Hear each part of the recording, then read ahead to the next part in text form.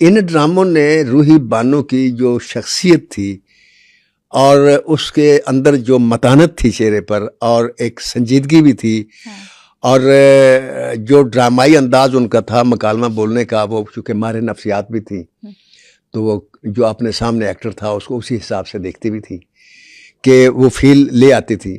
لہٰذا اس کی جو پرفارمنس تھی وہ سب سے الگ تھی اور سب سے زیادہ نکھری ہوئی تھی اور سب سے زیادہ کیچی تھی، یونیک تھی، اٹریکٹیو تھی. یونیک تھی. اوکے.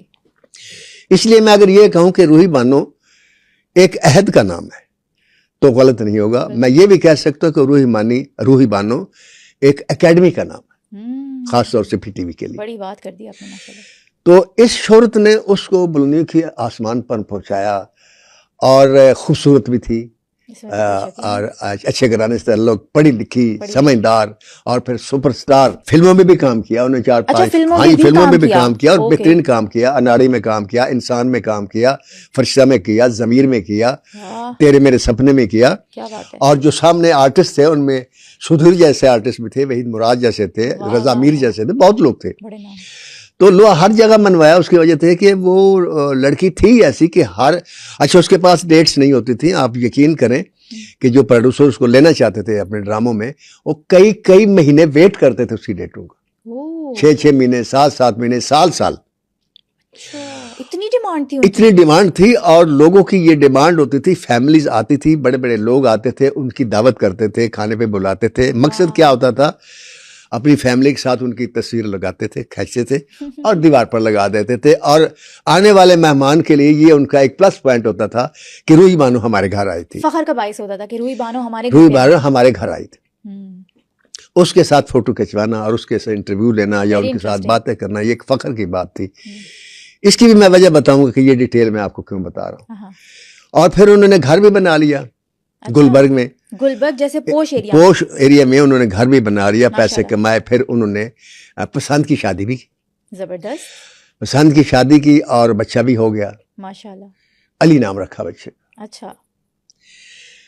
لیکن وہ جیسے میں اکثر کہا کرتا ہوں کہ شوبز کی لڑکیاں اور اپناتے وقت میں ہر مرد سے یہ درخواست کرتا ہوں کوئی خدا کے لیے، ان کو ان کی لائف ہوتی ہے، جو ان کے پرابلمز ہوتے ہیں یا جو ان کی ترجیحات ہوتی ہیں، ان کو ان کے ساتھ قبول کرو.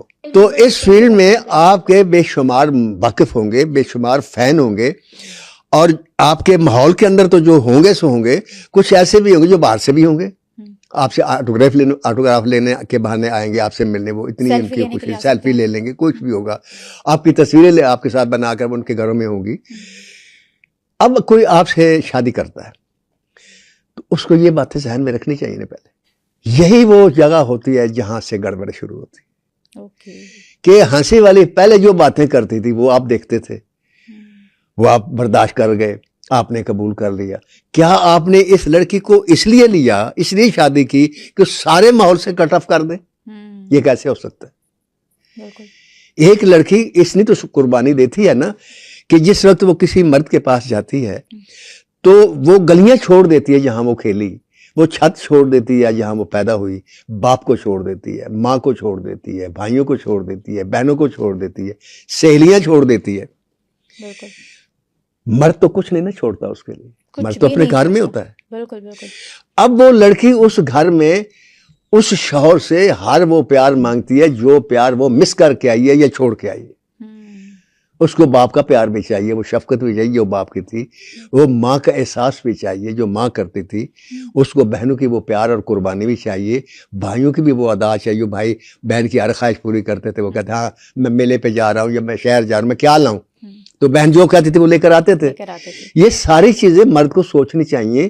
اس کے لیے اسی طرح گفٹ لانے چاہیے، اسی طرح اس کی خواہشیں پوری کرنے چاہیے، اسی طرح اس کے ساتھ راز کی باتیں کرنے چاہیے جیسے بہنیں کرتی ہیں، اسی طرح اس کا احساس کرنا چاہیے جیسے ماں کرتی تھی کہ اگر سر میں درد ہے تو فوراً سر پکڑ لے، بھائی کیا ہوا، بخار ہوتا ہے فوراً دوائی لا کر دو. جب آپ اسے اگنور کرنا شروع کر دیں گے تو مرد آپ کے پاس تو ماں بھی، آپ الٹا یہ ڈیوٹی لگا دیں گے کہ میرے ماں کے پاؤں دباؤ، میرے باپ کا یہ کرو. مردوں کو یہ سارے پیار اپنی بیویوں کو اگر دیں گے تو آپ یقین کریں کہ کبھی لڑائی نہیں ہوگی، کبھی اختلاف نہیں ہوگا، کبھی ہمیشہ وفادار علیحدگی نہیں ہوگی. علیحدگی نہیں ہوگی اور ہمیشہ وفادار رہے. یہ ڈیٹیل میں نے آپ کو کیوں بتائی، اس لیے بتائی جی کہ روحی بانو کے شوہر نے ان سے علیحدگی اختیار کی. اس لیے کہ وہ شوبز میں تھی. میں یہ تو میں کنفرم ہے کہ اختلاف کچھ چھوٹی چھوٹی باتوں سے ہوا ہوگا، بالکل. کیونکہ روحی بانو اپنے اعلیٰ کردار کے ساتھ زندہ رہی. کوئی اس نے گند نہیں گھولا، کوئی اس نے ایسی حرکت نہیں کی جو اسکینڈل نہیں کنٹروورشل، کوئی سکنڈل نہیں بنا، کوئی اس کی ایسی طبیعت نہیں تھی کہ ادھر دیکھ یا ادھر دیکھ. وہ ایک شوہر کی تھی تو ایک شوہر کی تھی، تو اختلاف تو ہوئی ان چھوٹی چھوٹی باتوں سے، یہ کنفرم بات ہے. علیحدگی ہو گئی، یہ اس کی پہلی بدقسمتی کہہ لیں، پہلا دھکا کہہ لیں، یا پہلا دھوکہ کہہ لیں، یا پہلا زخم کہہ لیں. اب میں نے آپ کو بتایا کہ لڑکی جو ہوتی ہے، جو خاص طور سے ماہر نفسیات ہو، جی وہ بڑی گہرائی تک جاتی ہے. گہرائی تک جاتی ہے. تو وہ زخم کھا کر کتنا عرصہ یہی سوچتی رہی کہ میرا شوہر مجھ سے کیوں الگ ہوا، میرے اندر کیا کمی تھی، میرے سے کیا ہوا، میرے سے کون غلطی ہوئی، کیسی غلطی ہوگی. یہ سوچتے سوچتے اس کو ایک نئی بیماری لگ گئی جس کا انکشاف میں بعد میں کروں. ٹھیک ہو گیا. اب اس نے ہمارے نفسیات تھی تو خود ہی اپنا علاج تجویز کیا کہ میرے خیال ہے مجھے دوسری شادی کر لینی چاہیے. اچھا. ہاں، یہ جو مجھے ایک میرا عدم تحفظ ہو گیا ہے، ہاں تو اگر میں دوسری شادی کر لوں گی تو ٹھیک ہو جائے گا، شاید ٹھیک ہو جائے. شاید ٹھیک ہو جائے. ٹھیک ہے. کیونکہ اکثر ایسی لڑکیاں ہمارے نفسیات پر ماں باپ لے کر جاتے ہیں، ہمارے نفسیات کے بعد کہ اس کا شوہر کی ڈیتھ ہو گئی یا شوہر الگ ہو گیا، تو وہ ان کو سمجھاتی ہیں اور کہتی ہیں آپ دوسری شادی کر لیں. دوسری شادی کر لی، بدقسمتی، بیڈ لک، اللہ کی حکمت یہ وہی جانتا ہے، لیکن دوسری شادی بھی ناکام ہو گئی. ہوئے ہوئے ہوئے ہوئے. اب ایک لڑکی جو ماہر نفسیات بھی ہو، اپنا علاج کرنا بھی جانتی ہو، اگلے مرد کو یا دوسرے آدمی کو ڈیل کرنا بھی جانتی ہو، اور اس کی نفسیات اور اس کی باڈی لینگویج سے واقف ہو کر جواب دینے کی صلاحیت بھی رکھتی ہو، اس کی دوسری شادی بھی ناکام ہو جائے تو اس کے بعد یہ جو زخم ہے یہ پھر ناسور بننا شروع ہو گیا. تو اس کے اندر یہ چیز ڈیولپ ہو گئی کہ میں ایک اچھی بیوی نہیں ہوں. صاف ظاہر یہی ہوتی ہے نا، دنیا یہی کہتی ہے.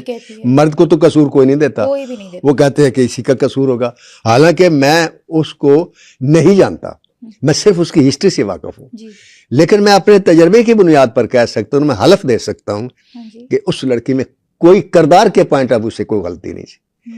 گفتار کے پوائنٹ آف ویو سے ہو سکتی ہے، گفتگو میں تلخ ہو سکتی ہے، اپنے شوہر سے لڑائی کر سکتی ہے، سوال و جواب میں تیز ہو سکتی ہے، اس پر کیونکہ وہ ماہر نفسیات جیسے ہو سکتا ہے پابندیاں لگا سکتے ہیں خاوند پر شک کر سکتی ہے، ہر بیوی کرتی ہے. تو ان باتوں سے تو ہو سکتی ہے اختلاف، لیکن میں یہ سمجھتا ہوں کہ اس کی شادی ناکام ہونا، خاص طور سے پڑھی لکھی ماہر نفسیات عالمی شہرت یافتہ لڑکی.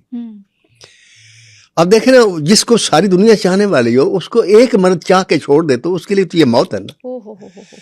کہ کمی تو نہیں تھی، کوئی چاہنے والوں کی کوئی کمی نہیں تھی، شادی کی آفر کرنے والوں میں کوئی کمی نہیں تھی، تو اوپر نیچے 2 شادیاں ناکام ہو گئیں اور اس چیز نے اس کو تنہا کر دیا.